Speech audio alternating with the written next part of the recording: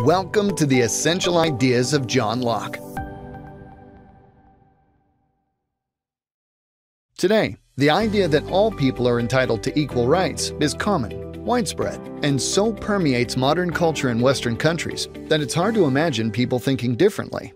However, in the time of John Locke, it was generally believed that there was a natural hierarchy. Some people were naturally superior to others.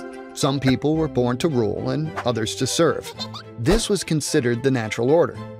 The average person was considered to have only those rights that existing political and religious authorities chose to grant to them, and only so long as they chose to grant them these rights.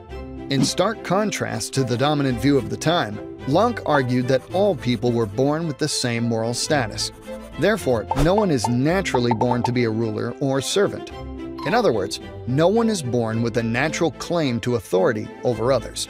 Locke thought that since we were each beings who pursue self-preservation and happiness, we each equally have the same right to pursue self-preservation and happiness.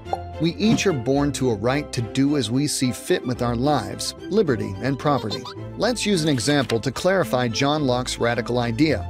Gary was born into a family of poor farmers, whose lands were within the territory of King Louis. Despite Gary and Louis being very different people from very different backgrounds, Locke argued both were born with the same rights. Gary may be poor, but he's still a human being, just like Louis, and therefore entitled to the same set of rights. Locke's ideas were revolutionary because it meant the rights, possessed only by monarchs, kings, and elites of the time, were actually the birthright of every human being.